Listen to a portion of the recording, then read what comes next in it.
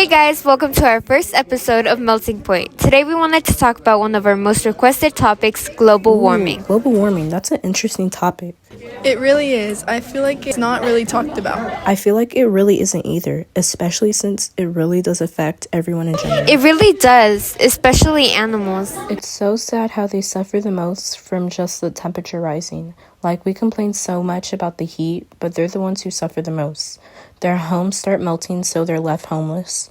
They're left without food and left hungry. It is really sad. Remember the Black Summer bushfires in Australia? I heard that over 3 billion native animals died in that fire, and that wasn't even including fishes, invertebrates, or even turtles, even though they were greatly impacted as well. Oh my gosh, that's horrible, especially since 85% to 95% of fires are caused by humans. That's true, but there are many long fire seasons that are due to climate change. But how would climate change have anything to do with fires? Well, usually they dry out vegetation, which makes land more flammable.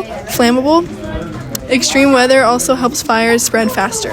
Whoa, so I'm guessing many fires are prolonged by climate change. Yes, exactly. Many fires in places like California, Canada, Australia, and even Greece has dealt with massive uncontrollable fires. I feel like many of them happen during the summer, no? No, yeah, you're right. But that's because during summer, it's so easy for fires to spread, especially in forests. One spark and that whole place is full of flames. But don't trees release carbon dioxide that adds more greenhouse gases to our planet? Which then makes the planet warmer. Yep, that results to more fires. So then this is all a big cycle. So the world is just heating up? What about the places that rely on cold temperatures? Animals that literally need to live there? What about all the centuries it took for them to adapt? What will happen to them? Are they all doomed? And do they just have to accept the fact that they'll be dead in like a couple of centuries? That's horrible. Well, at the moment the ice is melting at a rapid speed, but this isn't only affecting animals, but also humans, us. Wait, how would it even affect us? Well, it raises sea levels. So it affects fish? Oh my gosh. No, that means coast sites could be affected. Cities like Miami, New York, or even islands could possibly face floodings. Whoa. So now is our ecosystem collapsing? Well, that's a way to put it, but not really. We're a huge reason to why it may be collapsing, I guess. Us? But what have we done? Well, the oil you use, the gas your car runs on, and the coal that people burn all release carbon dioxide into the planet, which then traps heat, and boom, global warming. But how can we change these things? Is there other things affecting us as well? Well, lucky for you, we were able to interview 2 to 3 science teachers from TCH Public High School about this topic. I'm Ms. Zimmerman. I teach biology at TC. So the first question we're going to ask you is, how can individuals change their daily habits to reduce carbon emissions? I would say carpooling, so you can cut down on some of the carbon emissions that cars put out. You can ride with a friend, or you can maybe reduce buying products from like large-scale factories, maybe just do more reusable, recyclable materials. And what are the biggest obstacles that prevent countries from moving away from fossil fuels? I would say because some of the newer technology that moves away from fossil fuels I don't feel like the technology is there to really support that. Fossil fuels are commonplace, so people are more comfortable using that type of fuel than the new type. How does deforestation contribute to global warming besides just causing fires? I think it cuts down on some of the oxygen that's being put back into the atmosphere. So some of the deforestation of the trees that kind of clean up some of the atmosphere that's right around those areas is being removed, therefore leaving some of that atmospheric carbon dioxide in those areas. Hi, my name is Ms. Gutierrez. I teach biology and chemistry at TCHS. What are the biggest obstacles that prevent countries from moving away from fossil fuels?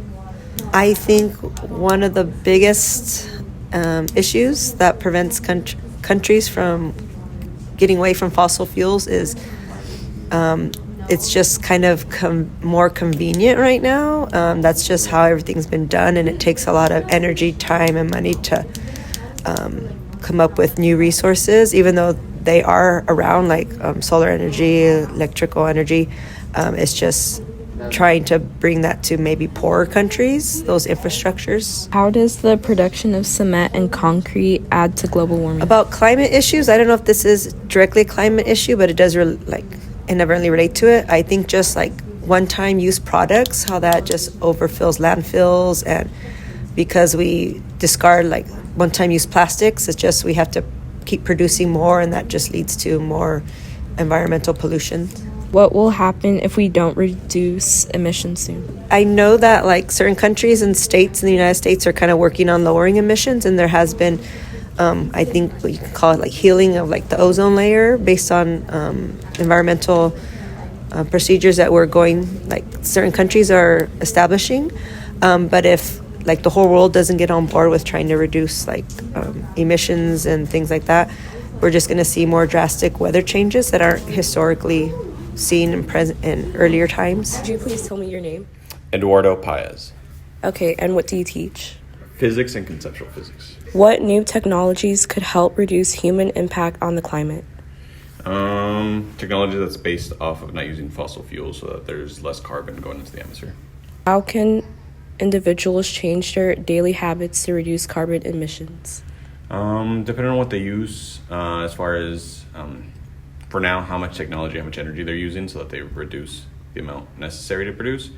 Outside of that, I would say the materials, right? What food options they take, how much they replace or how quickly they replace their clothes or their vehicles, anything that the production of it causes a lot of emissions. How does loss of natural habits like wetlands and forests make global warming worse?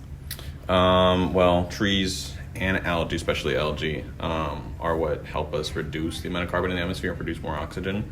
So destroying those environments is just going to be destroying the things that produce what we need to breathe and increasing the amount of carbon in the atmosphere altogether. I hope we were both able to learn a bit more about climate change. I really do feel like I learned a lot, like ways I can help prevent climate change from getting worse. This is such a great topic. I feel like it's so important to know and learn about so we can maybe do something to change it.